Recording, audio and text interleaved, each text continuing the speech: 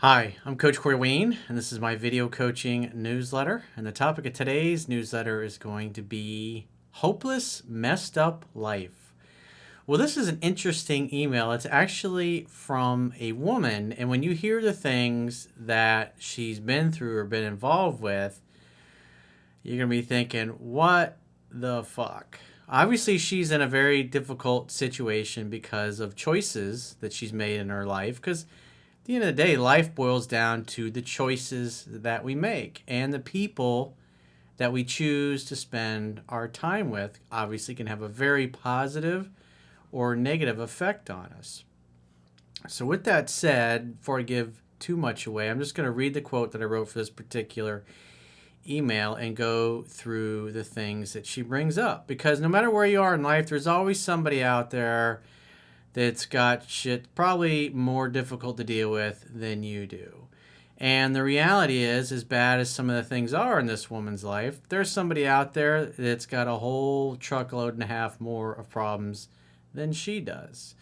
So the goal is to help her get focused on what she needs to so she can take action and move towards the things she wants, so she can create the life and lifestyle she really wants. So the quote says, "Success always takes way longer than you think it will, and is usually harder than you thought it would be when you first started. That is why it is essential to to spend your time practicing, perfecting, measuring, and refining your skills and talents, and growing your reserve of knowledge for something you have a passionate, burning desire to achieve and become. Without a passion and burning desire for an emotionally compelling outcome, you'll simply give up as soon as things get difficult. Focus on what must be done today and do it to move yourself ever so slightly forward towards your grandest goals and dreams. Big dreams are built upon the successful execution and perfection of the tiniest minor details, day in and day out, especially when you don't feel like it." We're always, all of us, everybody watching this or listening to this in podcast form, is going to have a day, or more than likely lots of days over the course of their lives, where you're just not going to feel like doing the things you know you should do. And the question then always becomes, how do you motivate yourself? Well, you have to have what's called emotional leverage. Emotional leverage comes from having something that's really emotion compelling and exciting and potentially fulfilling. And also having negative, painful consequences that you're going to experience if you don't do what you know you need to do. In other words, you're going to experience pleasure if you do the little things you're supposed to do today, and you'll experience pain if you don't. And it's learning to think like that, whether it's getting up and going to a job you fucking hate and you just want to tell your boss to stick it up his ass sideways, or leaving a bad relationship when you know it's not going to be pleasant, or maybe going back to school and you think about the enormity of all the classes you're going to have to take, even though you don't feel like it, or moving across country, or looking for another job because you never know how long it's going to take to find a new job, or to find a new person to spend your life with, or to find a new group of friends if the current group of friends you're hanging out with now is not very conducive to you becoming what you want to become in life. So we all have to deal with it. Remember, people do more to avoid pain than they do to gain pleasure. And it's important to get emotional leverage on yourself, that you know what you want and you know why you want it, which I discuss extensively in my second book, Mastering Yourself, which you can also read for free on my website, understandingrelationships.com. All you got to do is go and subscribe to the email newsletter. Obviously, as always, you can read How to Be a 3% Man, but I would say for the purposes of this particular topic, we're more going to focus on the things that are going to be in Mastering Yourself versus the 3% Man book, because these issues that she's dealing with are really kind of quality of life issues. If you want to enjoy your life, you got to feel like you're making progress towards your grandest goals and dreams. You got to be able to get up and feel like you're making some kind of progress. You got to know what you want, and you got to know why you want it. You got to have emotionally compelling reasons why you want something. Because if you're not really passionate about it, as soon as it gets difficult, as soon as it seems like it's taking a long time, or as soon as you run into the first bit of challenges, because you're not really into it, you're not really passionate about it, you'll just give up and look for a way out. That's why it's so important to figure out what you want first and foremost, and then the why you want it is the emotionally compelling reasons, because it's those emotionally compelling reasons why you want something that's going to keep you motivated days, weeks, months, years, and even decades after you originally started out on your journey. So with that said, let's go through her email. She says, "Hey, Corey, I hope you read this because I really enjoyed listening to your videos, and even though I'm really tired, I'm going to send you an email because I'd love your advice." Well, you're in luck. "I'm going through a rough time in life, to say the very least. Well, here's the reality. Life is a series of rough times." I think it was Andy Andrews who said this. He says, "We're either headed for a crisis, in a crisis, or coming out of a crisis." That's pretty much, life is a series of that. And so you have to get good at dealing with shit that just doesn't go your way. That's just fucking reality. That's living. We all have problems. We all have things that don't go the way we want them to in life. And the best thing you can do is to accept that that is a reality. Sometimes life just fucking sucks, and it's going to take you a long time to go from where you are to where you want to be. And the way to ensure that you end up where you want to be someday in the future is to do what you know you need to do right now, even when you don't feel like it. Because the time is going to pass in your life. And if you want to get to a better place, you're going to have to get good at taking action even when you don't feel like it, even when it feels like the world is against you and life is hopeless. Because the reality is, bad times will always pass eventually. And you know what? Good times will also pass eventually. Like the George Harrison song, "All things must pass away. Everyone you love, everything you build, it's all going to turn to dust eventually anyways." So you're really only left with the fact that you got to find a way to enjoy your life where you are and be excited about what the future can bring, provided you know what you want and why you want it and you're moving towards it. She says, "I'm from a small town in Montana, and I'm stuck living in Los Angeles because I am on felony probation." Bet you didn't expect that coming. But wait, there's more. "A meth head in Montana forced me to sit in the car while he robbed houses, and now I have 4 felonies accountable for burglary." Damn, girl. Go big or go home. Fucking A. He robbed a gun store and had 50 guns in the car. I was helpless in this situation and now have PTSD from it, as well as the court case, which was traumatizing, with 100 people shaming me for something that wasn't my fault, and my retarded public defender that didn't do anything. Well, from what I've heard, pretty much everybody in jail is innocent. At least they'll tell you that. So I would say, in all honesty, whether you directly put yourself in a situation or the people that you chose to associate yourself with, you can't just sit here and absolve yourself from any kind of blame like it was just some kind of big misunderstanding. That you got to be honest with yourself. So at the end of the day, you don't have a time machine. You can't go back and undo all the shit that's happened. It is what it is. All you can do is choose how you're going to live right now going forward. So now I owe $10,000 to pay for the damages he did, and I'm trapped in Los Angeles. I've been living with a boyfriend who is a positive and negative person in my life. Now remember, the story that we tell ourselves influences everything we do, everything we say, and most importantly, the people that we have in our life. And if you're in a toxic situation with a relationship, or you've got toxic friends in your life, at the end of the day, you are the one tolerating those people in your life. And if you believe that that's your lot, if you believe you're a victim, if you just believe that's the way things are, then that justifies continuing to allow those kinds of people into your inner circle.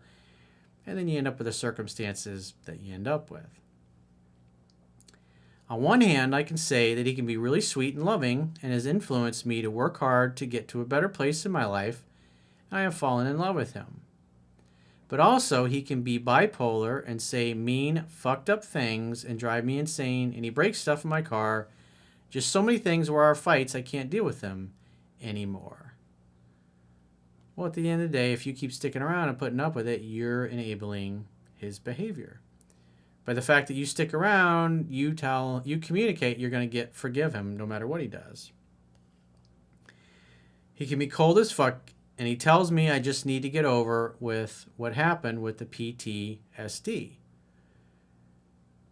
Now, it's interesting what she says next. Most days I cry and have socially isolated myself over the past few years. Well, the good thing about crying is that it's an emotional release. You're releasing that stuck energy. In other words, you're feeling it. And obviously, being a woman, you're going to be more in touch with your emotions than the average guy is going to be. So from that perspective, a woman is going to have the advantage because they can feel the emotions, positive and negative. They move through your nervous system and you're able to move on. Whereas us guys, we avoid feeling those things, which causes us to walk around feeling like shit all the time. You have to feel it to heal it. You got to get into it before you can get out of it. And I discussed that extensively in my second book, Mastering Yourself, because it really is an art and it really will be helpful when you're going through a difficult time. So if you're crying, keep doing that because it's a release. It causes that energy to keep from getting stuck as muscle tension in your nervous system. I've been trying to move out and it's just so expensive here. Well, get a second job, get another job, get a job that pays more. The reality is you have to come up with a plan. And if you need more cash, you got to find a way to earn more money. You earn more money by adding more value. Maybe it's just a matter of, let's use the restaurant industry.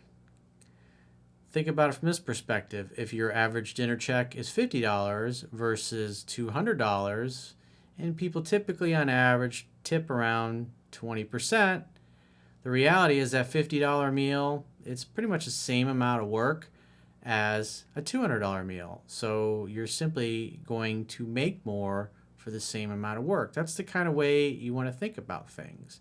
If you have multiple offers for a job, you have several people that want to hire you, then whoever is willing to pay you the most and give you the best benefits and the most upside and the best company culture, they're the ones that you're going to choose. Same thing when it comes to dating. When you have multiple people that you can date, you can be picky, you can be finicky. If you got nobody or hardly anybody to date, then you're going to be in a scarcity mindset, and 9 times out of 10, you're going to end up with somebody that you settled for because you told yourself you didn't deserve better. I've been the type of person, no matter what it was, whether it was a relationship or a job or a business or a place I lived, a city I lived in, friends that I had in my life, when I came to recognize that I could do better, I could be better, I set about the task of making that happen. I always believed I could figure it out. I'd find a way eventually. It's just a matter of time and repetition and taking consistent action. I've been trying to move out and it's just so expensive here. It sucks because I'm in love with my boyfriend, but he's so immature and fucked up towards me, and I'm stuck living with him because I'm broke. Well, that's a statement there. I'm stuck living with him because I'm broke. Okay. Well, if you weren't broke anymore, or you weren't as broke as you are now because you improved your employment situation and started making more money, that would give you choices. Because at the end of the day, that's what money really does. It gives you choices to live your life the way you want and spend it more the way you want. So if you don't want to feel stuck living with him and depending upon him, you need to do something to radically change your employment situation, whether it's learning new skills, developing your talents, growing your reserve of knowledge, or maybe just going to work somewhere else that where you can do the same job you have now, but is willing to pay you more. So look for an additional job or an additional stream of revenue part-time. Because it's a matter of time and putting in the hours and saving up the money to where you can dip out if you need to. It seems like most people in my life are unsupportive or emotionally distant.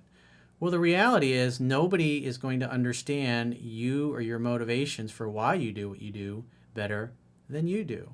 That's why it goes back to knowing what you want and having an emotionally compelling reason why you want it. You have to do it for you, not because of anybody else.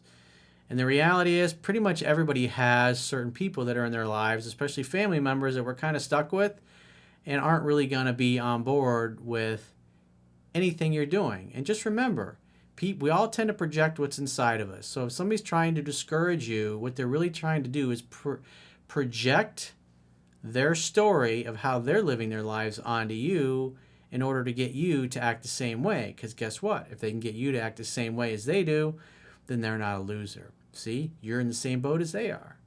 So just remember that. They're trying to tell you their story, not yours. And you just have to ignore those people, tune them out, and manage the distance, if you will. Reduce the amount of time you spend with them. I just have a really hard time forming connections with people, and I'm extremely insecure and low confidence right now. Well, confidence comes from knowing what to do, knowing what you're doing, and doing it really super well, which only comes from time and repetition and growing your reserve of knowledge. You would feel more secure if you had more money and more choices. So that first and foremost should be your number one goal, is to improve your income earning potential. Obviously doing something legal, not looking for a quick fix or some business that's going to make you an overnight millionaire or some ridiculous bullshit like that.